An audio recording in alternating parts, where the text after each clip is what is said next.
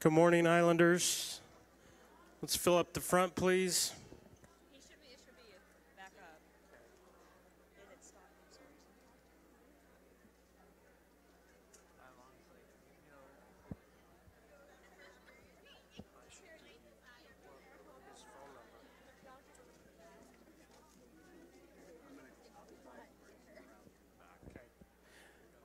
Good morning, all. Thank you. Let's fill up the front. Thank you.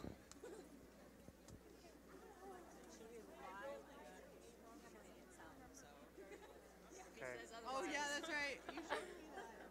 You don't know what else to do, right?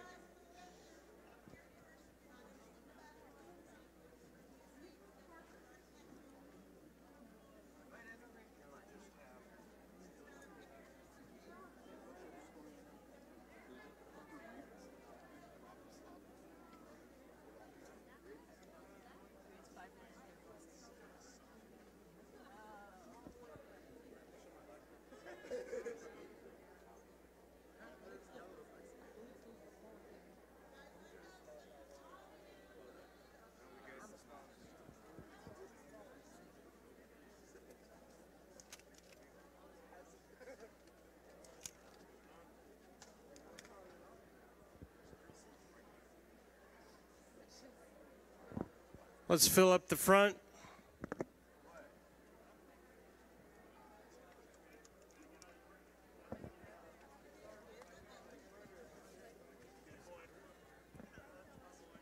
Morning. Come up here, guys.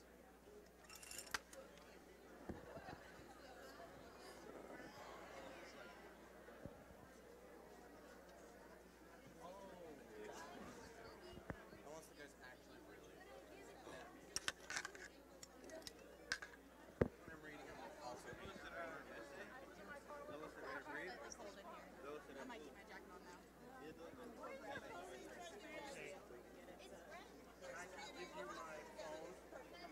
you can text it.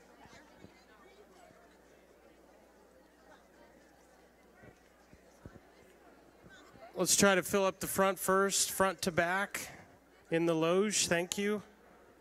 Good morning.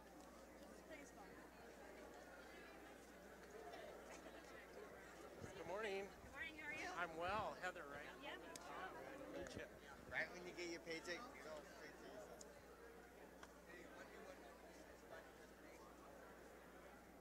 Thanks for. Front to back, guys. Fill up front to back, please. Front to back in the loge. Front to back in the auditorium balcony. Thank you.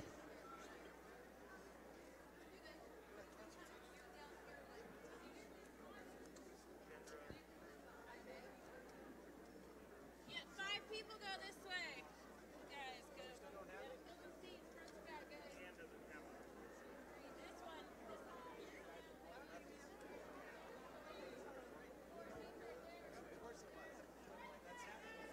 First one year we had this all set up for broadcast back there. Jeff and I came to the game and had it there for the next game.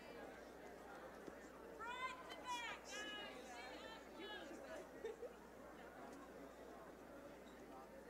There's like 5 seats over here. Front to back, guys. So push straight to the back. Well, we're supposed to meet with, we've got Yondas coming in at some point. We want to get a bid on a video system. Right? Robotic cameras, monitors, all this stuff. So we're just waiting for it to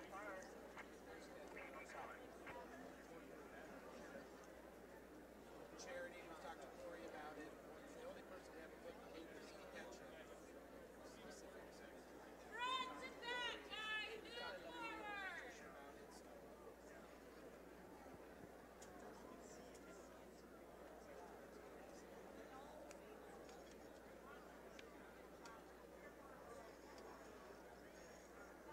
Three different Matthews.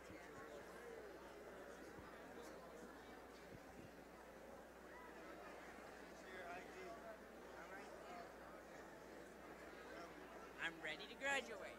Hello, you're a senior. I'm ready to graduate. I can tell. One more year. One more year for you. Yeah.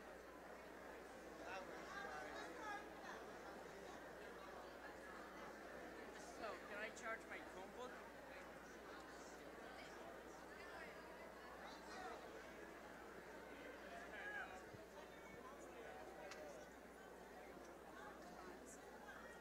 Of course, my app thing doesn't work, so.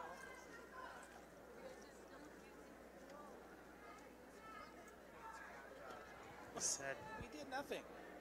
got her.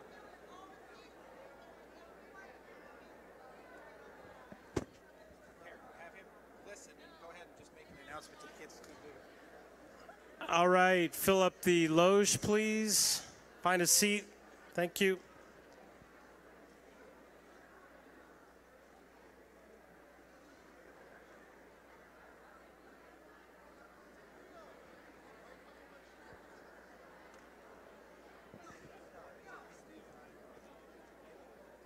They shouldn't make any difference.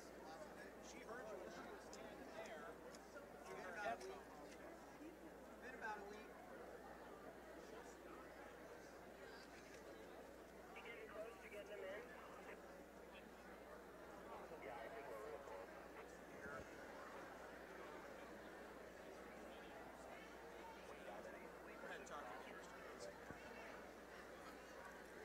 Quickly find a seat. Thank you for coming in. Good morning, Islanders.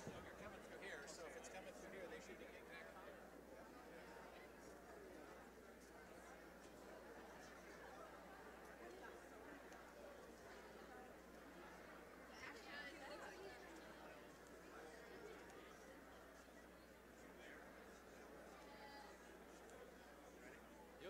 Okay, I'll start.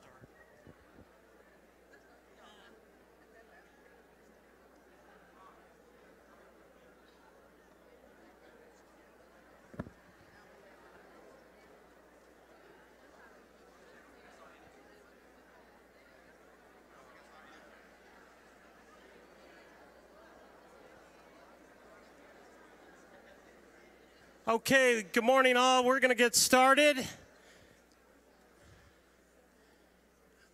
Thank you, Islanders, for coming in here in an orderly fashion, and we really appreciate it. Before I introduce our guest speaker this morning, I just wanted to give you my thoughts on the start of the year. First of all, amazing start here at Grand Island Senior High. And you folks, everybody in this room has made that happen. And I want to thank you for that. Just a reminder, you are the upperclassmen. You know that. Seniors, raise your hand. Class of 2018, let's hear it for these folks. Yes, that's right. You're going to have a great year. You're going to have a great year if you make the choice to have a great year. I want to tell you just a really quick story. Last Tuesday, so a week ago from today, I received a call from a parent, a relatively new parent to senior high. This was a parent that transferred from another high school. Actually, their student, their child, transferred from another high school in town. So she did not know what to expect. Her son did not know what to expect when they arrived at senior high. And I'll just tell you, this same similar story has played out many, many times before. But I'd never received a call like this. The parent called, introduced herself. She said, Mr. Gilbertson. She's very excitable, kind of winded on the phone. She said, I want to share something with you. And you have to understand, when you're the principal of a large high school in Nebraska, and I talk to my other colleagues around the state, we dread the calls, the negative calls, and you can imagine. Because everybody's problem on any given day is then my problem. So I thought this phone call was going that direction. Like somebody was speeding down a side street, or maybe some complaint about behavior. But it didn't turn out that way. This parent wanted to give a compliment. She said, I came out of Office Max 5 minutes ago, and my arms were full of stuff for my office. I had bags just fallen off my arms, and I was really struggling trying to walk to my car, and 3 boys, unidentified boys, approached her in the parking lot. They said, "Ma'am, we need to help you. Set this stuff down. We're going to help you." So they each took a portion of what she was carrying, which was kind of heavy. They helped her to her car. The boys turned around. They went in the store. And she said, "Mr. Gilbertson, I didn't get their names." They had one student out of the 3 had a name badge on. And I know they were from senior high.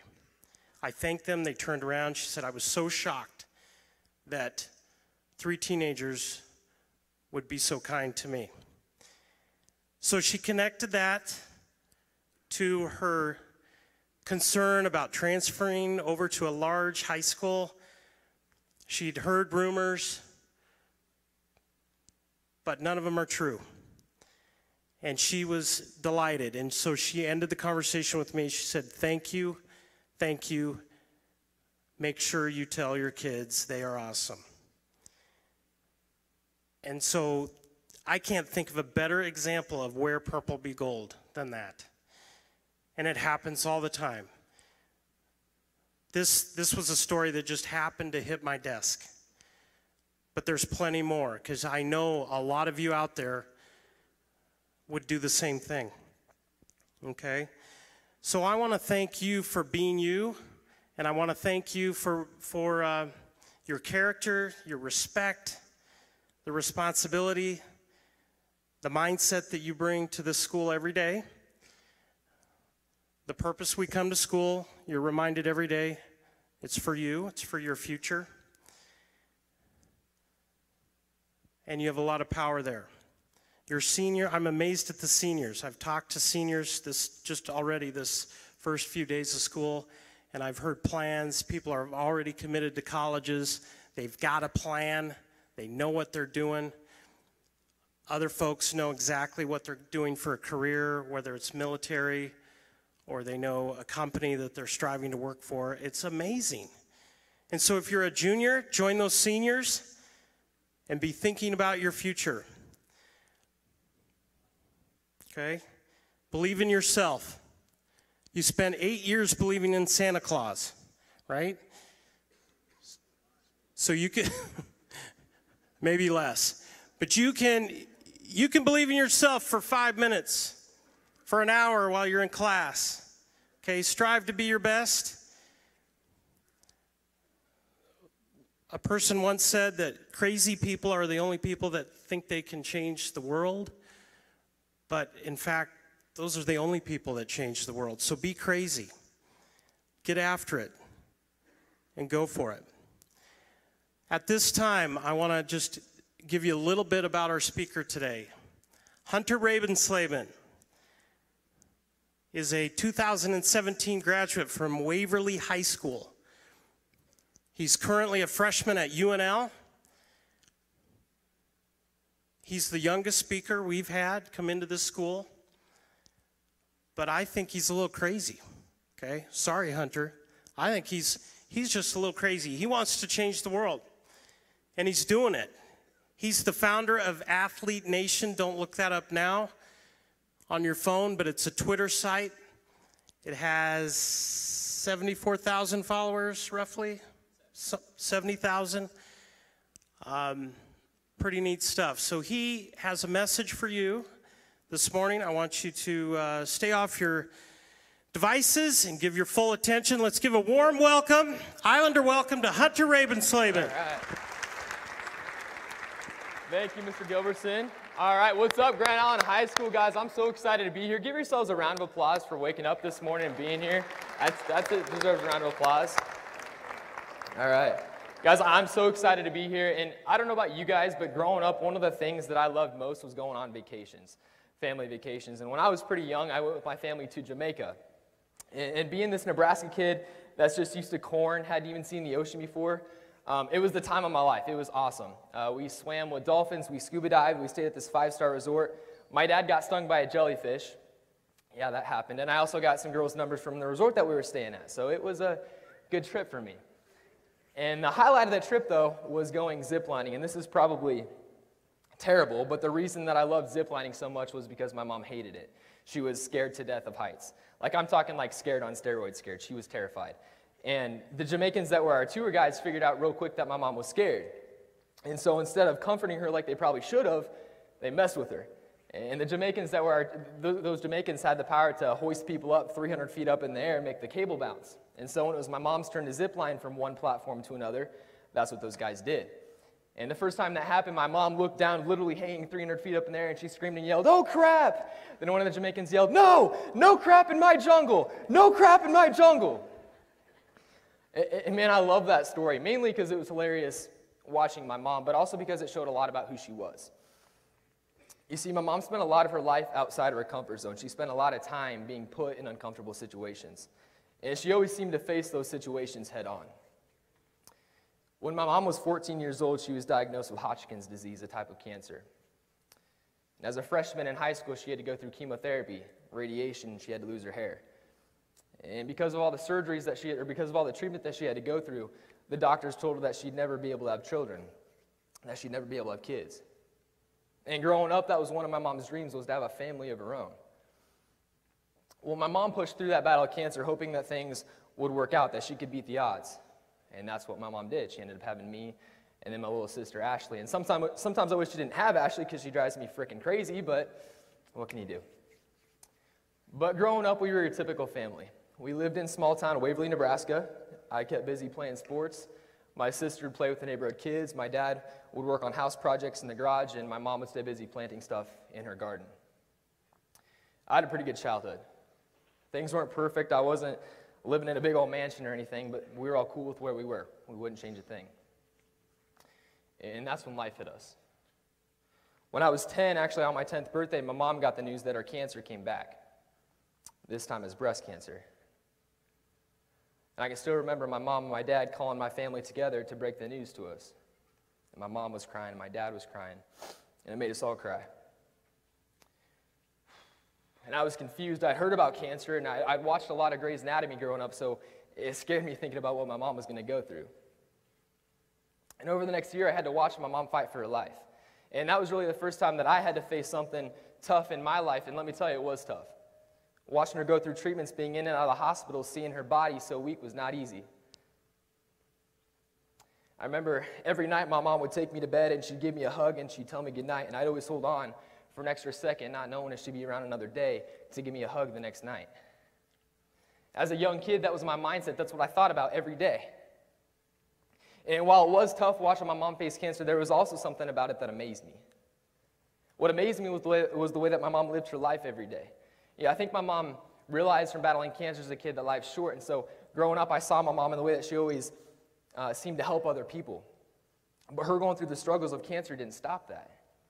You know, there were times that my mom would be up in her room resting, and I'd go and I'd check on her and ask how she was doing. And before I could even finish asking, my mom would turn it around and ask how I was doing, or how my sister was doing, or my dad, or the neighbor across the street. And my mom cared so much about other people that I literally had to tell my mom at times just to stop and be like, dude, you have cancer. You need to take care of yourself.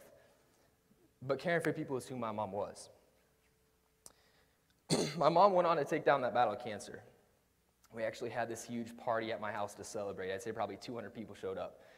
We had music blaring, and people were dancing all the way up till 2 in the morning when the cops showed up to tell us to turn the music down. It was a fun night. But cancer wasn't done giving up its fight. A year later, she was diagnosed with thyroid cancer. She took that down. Then a year after that, she was diagnosed with terminal breast cancer. And at the time of that last diagnosis, I was 12, and I didn't understand the word terminal, that battle was going to have taken her life.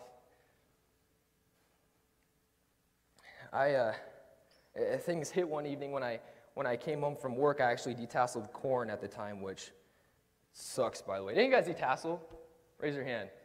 Oh my gosh, you wake up at 4 in the morning to walk the rows of corn for like 12 hours just to go home and like dream of corn when you go to sleep. It's the most terrifying experience ever. Oh, I don't recommend it. But anyway, I came home from work one evening to have dinner with my family like we did every night. And my sister was sitting to my left, my dad in front of me, and my mom to my right. And my mom made spaghetti that night, and that was her specialty, so you better know that I was face down on that plate eating that food. Man, was it good.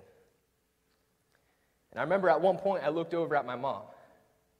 And through years and years of cancer, I'd never seen my mom look so sick and so tired and so weak. I remember turning her over and asking, "Mom, are you okay?" And she looked at me, eyes starting to water, and all she said was, "Hunter, I'm really sick." And my gut sank. Because I knew at that moment that my mom wasn't going to get any better. Over the years, people would come up and ask my mom how she was doing, and she'd always respond and say she's never been better. Not once did she complain. Not once did she say that she wasn't feeling well. Not once did she say that she was really sick. And over the next couple of days, I had to watch as my mom's body failed in front of my eyes, knowing that there wasn't a thing that I could do to help her. I remember thinking, no way. No way can this happen. No way can my mom die. No way can as good of a person as my mom be taken away. No way. No way could she die without seeing me behind the wheel driving for the first time.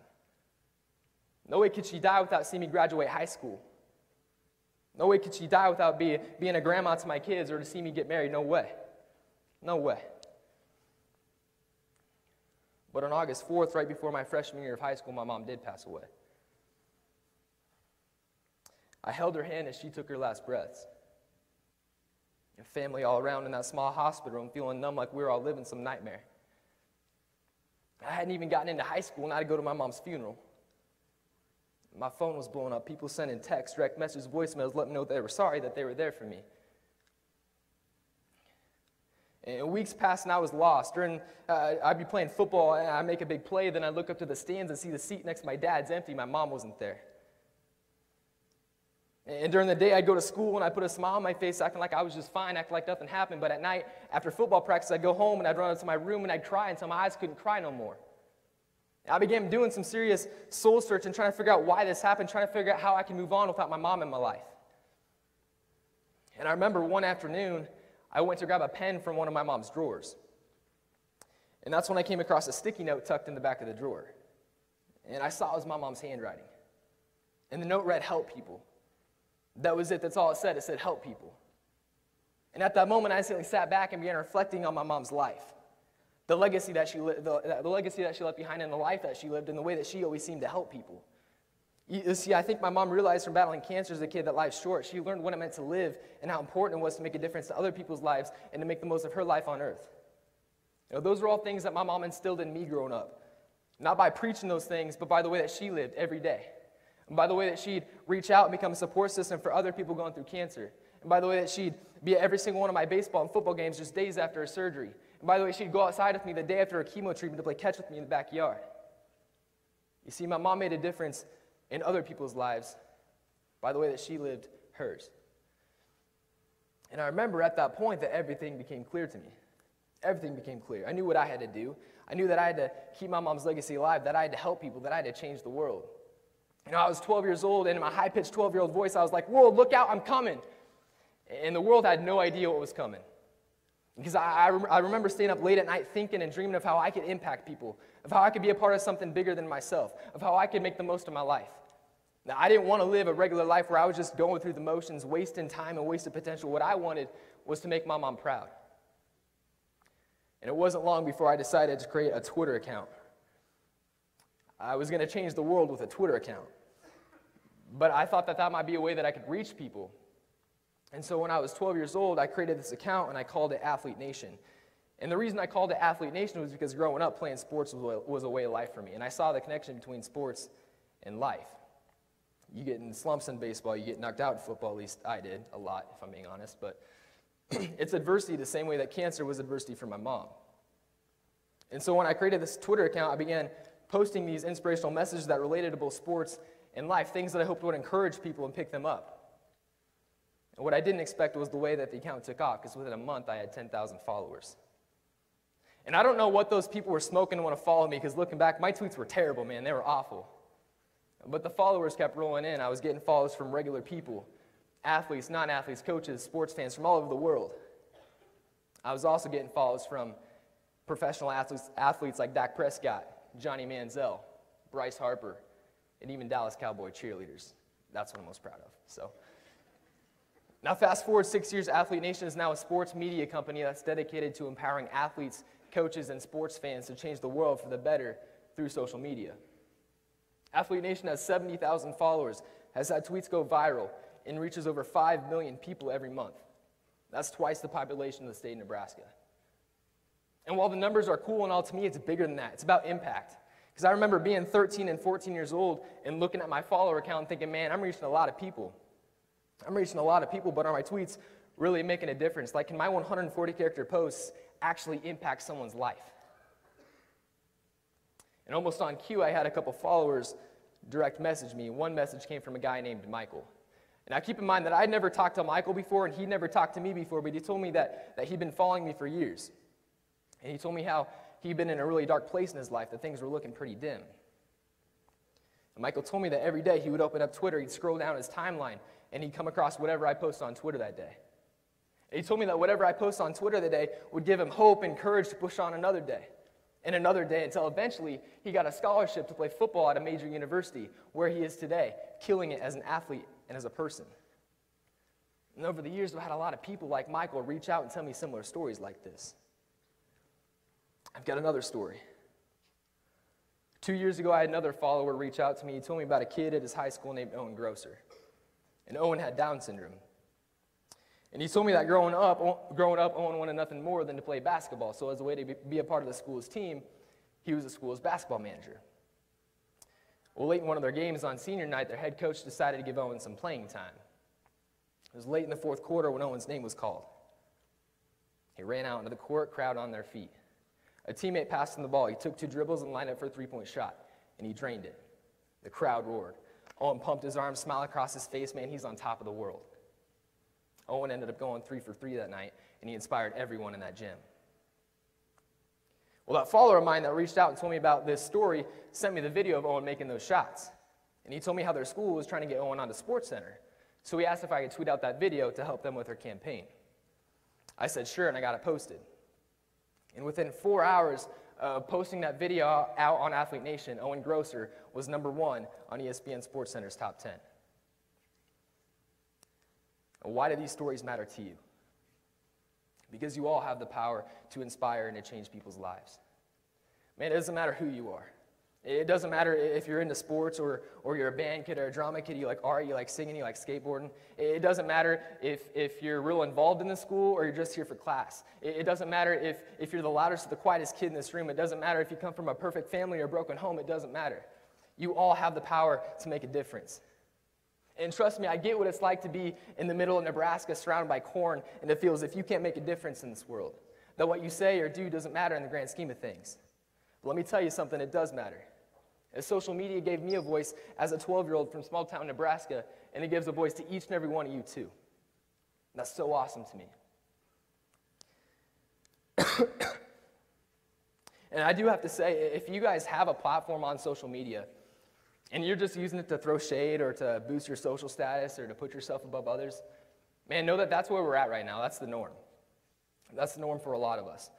But man, I want to change the norm. When I created Athlete Nation and I switched my mindset of what I posted on Twitter from me to we, and I began posting things that benefited other people and not just myself, man, that's when I found the meaning of life. That's what it's about. It's about helping people. I found so much more satisfaction in helping others than I did in constantly making sure that I was appearing better than my classmates on social media, that I was getting more followers, that I had more likes. And I have a personal account too, so I do get it. I get how easy it can be to let the comparison game control what you post on social media. And to find your worth in followers and likes and rates, but know that you're not defined by that, you're not. My mom faced cancer every day for years, and not once has she let cancer define her. Your worth does not lie in those things. It doesn't. Don't for 1 second believe otherwise.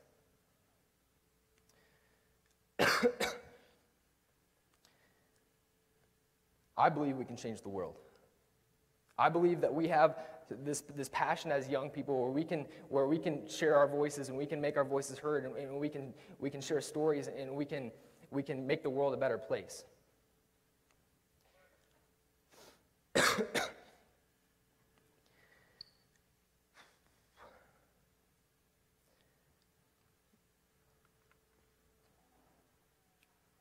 So what do we do about that? What do we do about that passion? Like I said, I think we should change the world.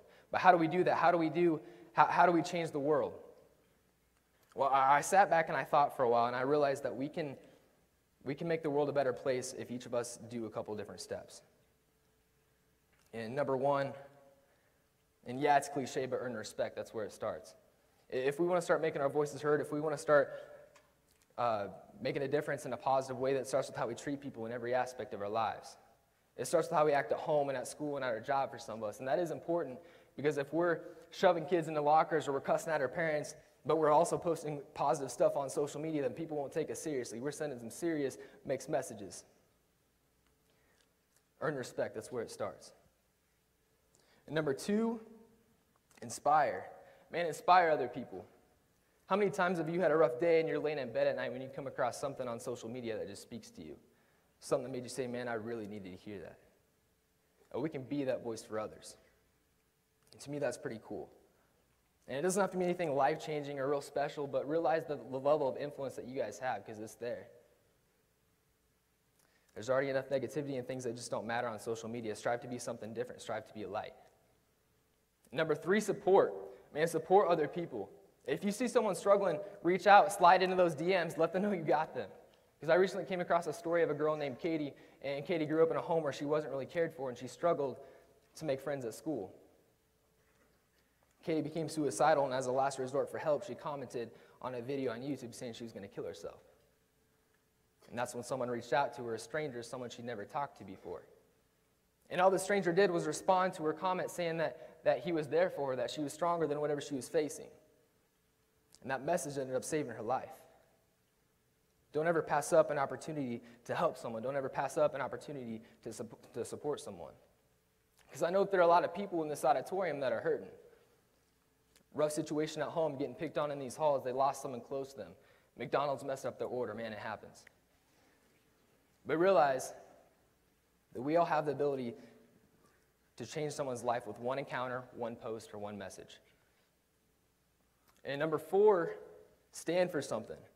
Now, I'm sure you guys have heard about that guy on Twitter who tried to get free Wendy's chicken nuggets for 18 million retweets. He only made it to 3.5 million, but Wendy's gave him free nuggets anyway, which I think is crap. But anyway, reach out, slide into those. That's the wrong part. But anyway,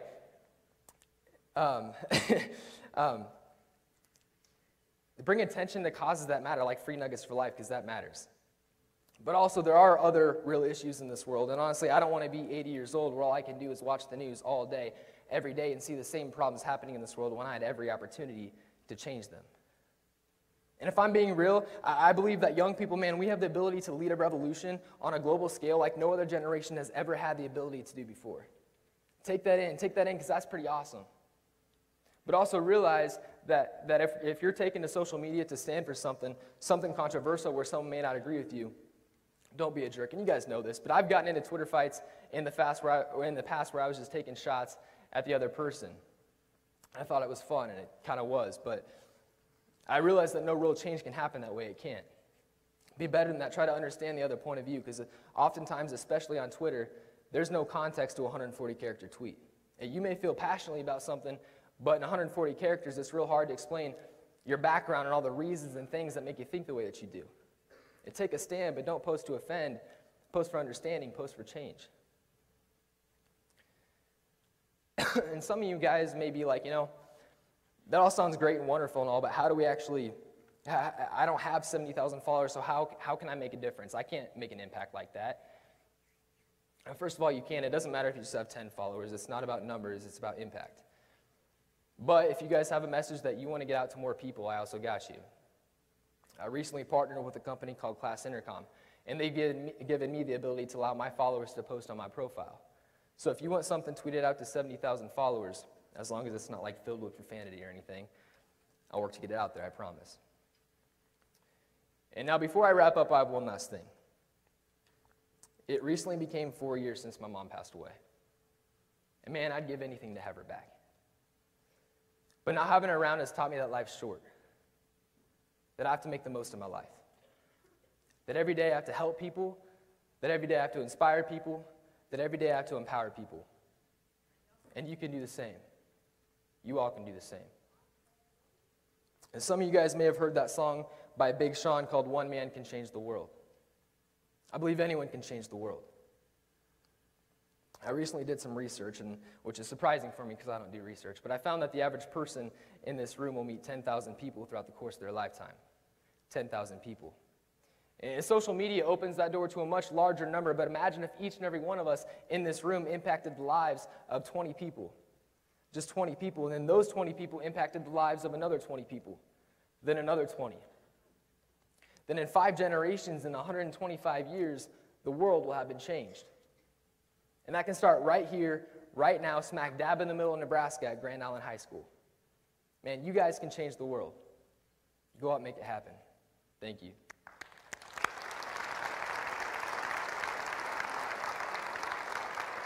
So, at this point, I'm going to open it up to questions. If you guys have any questions for me about my journey, about Athlete Nation, about how you guys can make a difference, or whatever else you guys want to ask me, I'll do my best to answer any of those questions. I believe there's some microphones. Mr. Gobertson has a microphone if you guys... Just raise your hand high if you have a question. Would you mind running this up to the...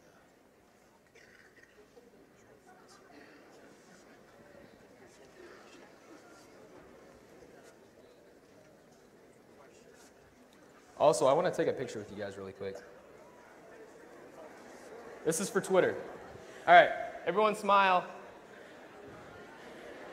Hold All up. right, nice selfie there. All right, sweet.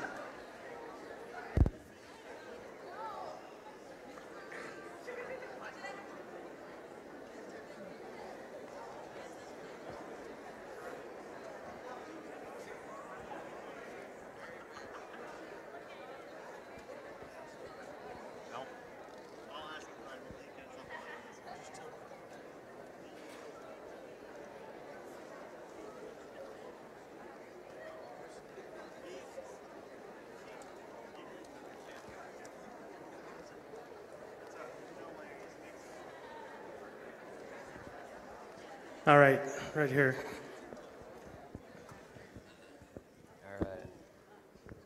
But like, was there any points in your life where you were like really close to just like giving up on like trying to like change like everything, you know? Like trying to make and like, try to set a good example for everybody? Yeah, so there were definitely times, especially when my mom was facing cancer and right after she lost her battle with cancer, that I felt as if it would have been easier if I just sat back and gave up. That was in my mind almost nonstop. But I took a different route to cope. I decided that instead of just sitting back, crying, not doing anything would not help me or it wouldn't honor my mom. And so especially after my mom passed away, I thought, man, like a way that I could cope is to put all my energy into something like Athlete Nation and something like a Twitter account or something where I could have this outlet where I could impact people. And to me that was honoring my mom, and so I took that route instead, and I'm so glad that I did, or else I obviously wouldn't be up here standing in front of you guys today. Thank you for that question. Others? We also have a microphone up in the balcony. Anybody? There's one here. Question upstairs. Pass that down. All right. So do you get like paid for how many followers you have, or do you like work with other companies, or do you have a plan for your actual career, or Sure. is this like your job? Sure. So no, I don't get paid for having followers. In fact, for a long time, I didn't get any money from Athlete Nation, and I was okay with that. I actually turned Athlete Nation 2 years ago. I turned Athlete Nation into a sports apparel company, so I sold like Athlete Nation shirts, and so I made some money off of that. But then over the last year, I decided to turn Athlete Nation into a sports media company that's dedicated to sharing positive stories within sports. And so the way I make money is by partnering with companies like EvoShield, Louisville Slugger, Russell Athletics, and they basically do like giveaways and some advertisements through my Twitter page, and that's how I monetize Athlete Nation. Great question. Up in the balcony. how would it work for the people, how to change the world if they have disability, like not disabilities, but like have issues with other people? So how can people, well, I think regardless of who you are, you all have the ability to make a difference. I see it everywhere I go. And I think that's what's amazing about, I guess, us as human beings, is that we have the capability to like make our voices heard, and especially with social media, it amplifies our voice and it gives us all a voice. And so I think regardless of who we are, we can all make a difference. Thank you. Another one on the balcony.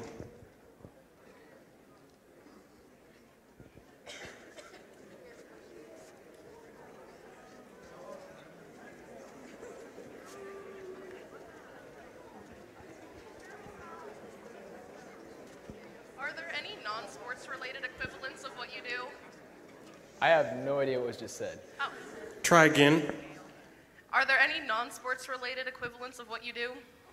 Sure. So one of the nice things, or one of the cool things I think about with Athlete Nation is the fact that most things that I put out there, whether if you're not into sports, a lot of my posts relate to both sports and life just in general. And so if you're not into sports, I have a lot of people that follow me that aren't big sports fans, but like I said, the things that I post also relate to life just in general. And so there is an equivalence there to not just sports, but also just life in general. Okay, in front. So what do you do at UNL? Do you do stuff to help boost your business? Sure, yeah, so I just started 2 weeks ago at UNL. I just moved in on campus. And I am going into marketing and entrepreneurship. And so I'm doing those courses because that corresponds with the field that I want to go into. I'm also putting together an Athlete Nation team this fall.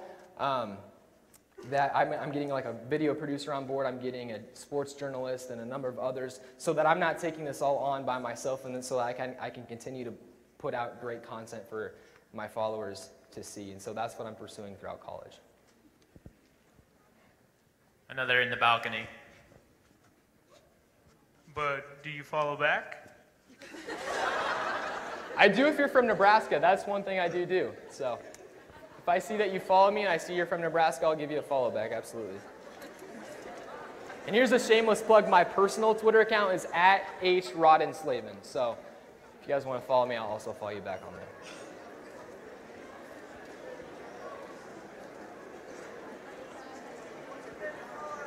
All right, here's another one.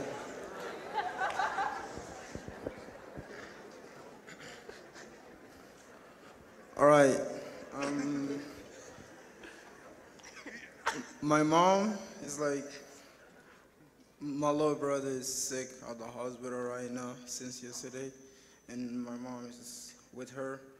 And I just want to know, like, if I go today, see her after school, what is a positive thing that I should go tell her and that could make her feel better?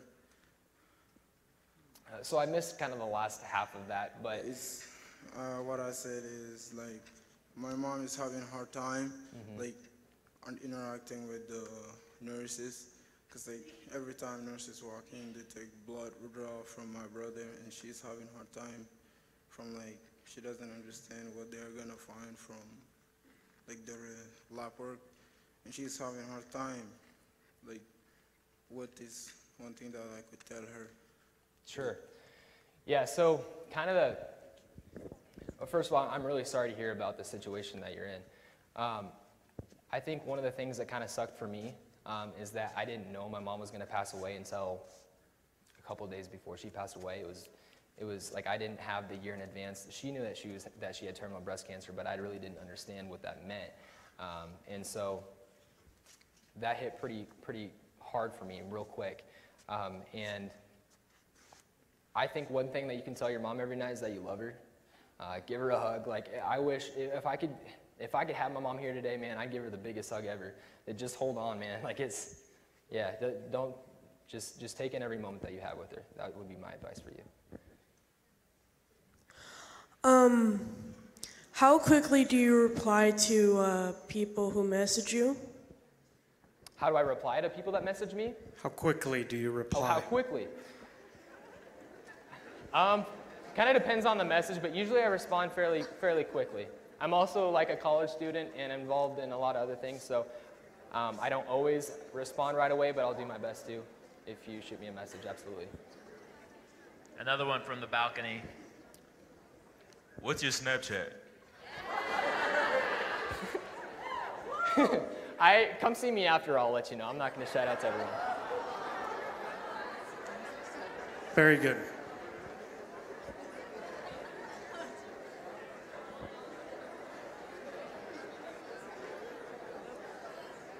You have one more for from the balcony. Go ahead. Okay, so this is going to be a little embarrassing, but I know how you feel.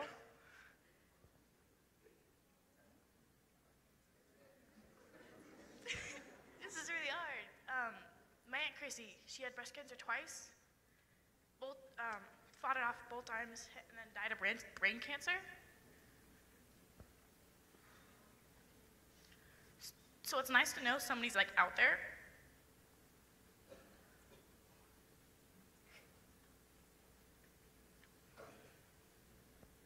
So thank you for doing what you do.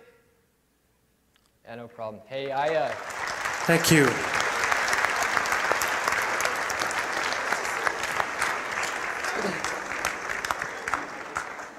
You know, I think something that meant a lot to me. I think what's cool is the fact that this all started from me deciding that I was going to create a Twitter account. I was able to give a TED Talk 2 years ago, and that was my first speaking event ever, and I was like terrified. Like I was like almost throwing up backstage, like how nervous I was. And since then, I've been able to speak to schools across the state of Nebraska and even throughout the Midwest. And like I said, that all started from me deciding to create a Twitter account, and that I had this passion that I wanted to have my voice be heard. And you guys all have that potential within each and every one of you as well. So, and it doesn't matter if you're facing tragedy, because a lot of us are. We can use that to fuel our passion to want to do great things.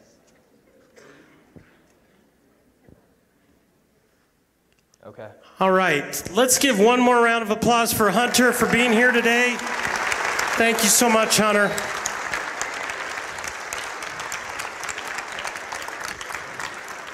All right, it's 9:07, so we're gonna depart. Let's just slowly walk back. Don't get up yet. I'm gonna dismiss the balcony first. Balcony, head to period 1. Period 1.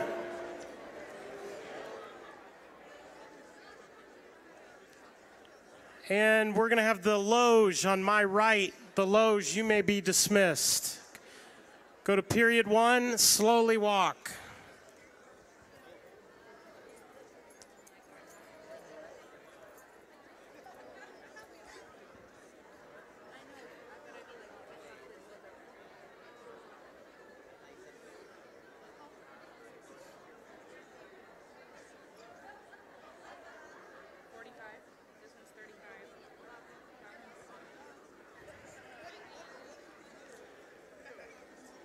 Okay, middle section right here.